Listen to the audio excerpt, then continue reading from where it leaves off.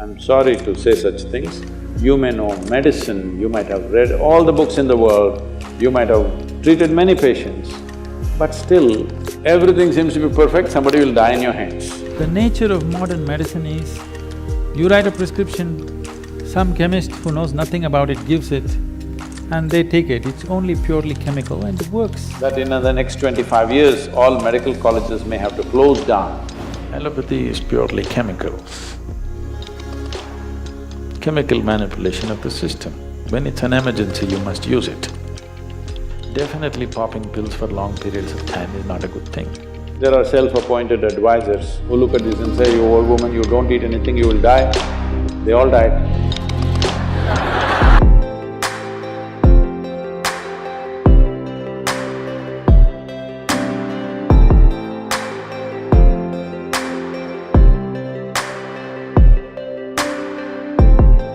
The problem is usually people who have studied modern medicine or allopathic system of medicine, they rubbish everything else. People who are Ayurvedic enthusiasts, they think allopathy is all damaging and no good and all that. Siddha people think Ayurveda is still immature. Like this it goes on. Allopathy is purely chemicals, chemical manipulation of the system. When it's an emergency, you must use it. But if it's a long… if it's a chronic ailment which is going to be with you for a long time, and you're going to take some medicine for a long time, definitely popping pills for long periods of time is not a good thing. So Ayurveda is herbal. Herbs are also chemicals, but in natural form. It's way better than taking it in a synthetic form. Ayurveda needs a certain amount of application and knowledge because there are over 300,000 Ayurvedic formulations according to the ancient texts. 300,000 formulations you have to understand if you have to really prescribe Ayurveda. Ayurveda and Siddha and naturopathy is growing big time in the West, particularly in Europe, very big. In India, of course, it's dying because they have to approve it for us to take it. Without their approval, we cannot take it. But we must understand the difference between allopathy and these other Indian systems. Right now, an Ayurvedic doctor is going to another medical college just like you go for 4 years or 5 years or whatever. So what he's learning is a downgraded medicine, downgraded understanding. An Ayurvedic doctor or one who wants to practice Ayurveda should not go to a four-year course. You have to invest your life in it, otherwise it won't happen. Traditionally, from childhood, they learn to feel the herbs, they learn to feel the people, the pulse and this and that. This is developing a certain intuition where we don't go by the symptoms that you're showing on your body right now. We don't see your temperature and say, this is what it is. We don't look at those symptoms. We learn to look much deeper into the system to identify what exactly is right and wrong with your system.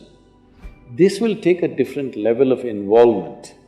That involvement is missing right now. We're looking at things, if I do this much, I must get this job or I must get this place in the world. With this, these systems may not function very well. Anyway, there is a danger that in the next 25 years, all medical colleges may have to close down because artificial intelligence will make diagnosis by itself and treat you by itself. Surgeries are all happening now, robotic surgeries are happening. Still human beings are needed because machines need to be upgraded. But in 25 years' time, even today, in United States, I know doctors. I saw a doctor whom I know very well. He is carrying an old BlackBerry, the first model that came, which is that thick and a huge capability. Every time any patient, whatever, he just goes there into his BlackBerry. I said, "What are you looking in the phone and treating people?" He said, "No, Sadhguru, all my textbooks are here in this phone. I'm just looking and telling them." So if you can look, the phone can become smart enough now that it will tell by itself. This form of symptomatic treatment may become irrelevant after some time because you're just gathering data and processing it and giving an answer. This a machine will be able to do better than any human being because it can process much faster and much better and not miss anything. So, it is time the young doctors who are coming up now should focus on how you should be able to look beyond the symptoms. This is what Ayurveda and Siddha is significant about. I will tell you, this may sound absurd to you, but you must listen to this because if you are not open, there will be no new learning. My great-grandmother lived to be 113, 113 years of age. If you give her breakfast, she will take this and put it to the ants, to the squirrel, to the sparrows, everything. Most of the breakfast is gone like this. There are self-appointed advisors who look at this and say, "You old woman, you don't eat anything, you will die." They all died.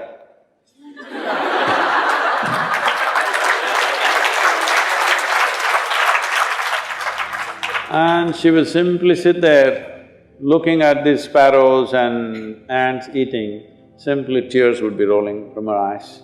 When I sometimes saw her like this and I asked, "What is this happening to you?" she would just laugh loudly and she would say, "Someday you will know." It took me over 25 years to know this, that your life is not nourished 100% by the food that you consume and things that you do. Life is a bigger phenomena than what you think in your head, much larger. Before you came, this cosmos was there, everything was working. After you and me are gone, still it'll be fine, isn't it? There is an intelligence beyond you. Don't immediately quantify it as God, this, that, because you're making a conclusion about things that you do not know. If you stay here, this is very important, if you live here clearly knowing you don't know a damn thing about anything, your intelligence will remain alert to everything. But you make conclusions, reading a book, listening to this and that nonsense, you say, "I know this, I know that, I know that." The moment you identify with your knowledge, you will become very small because it doesn't matter how much you know, still what you know is a minuscule in this existence, isn't it? But our ignorance is boundless. If this is called as the intelligence of ignorance, if you always know that you do not know, your intelligence will remain super alert. Whether your body is awake or asleep, it will remain super alert. This is what a doctor must do because, I'm sorry to say such things, you may know medicine, you might have read all the books in the world, you might have treated many patients, but still, everything seems to be perfect, somebody will die in your hands. Everything looks like he's going to die, he will sit up tomorrow morning. You will see this happening, yes or no? So, there is intelligence beyond you and me, there's an intelligence which makes us happen, there's an intelligence which can make a mango into a human being. If you don't allow that to function within you, if you think everything is in your head, you will become a dumb doctor. You must allow the deeper intelligence within you to function. It is not a prescription, it is not a surgery, it is not something. It's a person's life, whether he lives or dies. I mean, your existence, it's not a… it is not a case, it is not a statistic. For that person, it is the only life that he has. This needs far more deeper attention than just being handled as a profession. I think that sense of dedication and involvement, individual doctors might have grown into it, but still that's not there as a culture, that is not there. It should not be seen as a profession, that's what I'm saying. Yes, of course, monetary requirements are there, that will happen, that's a different thing.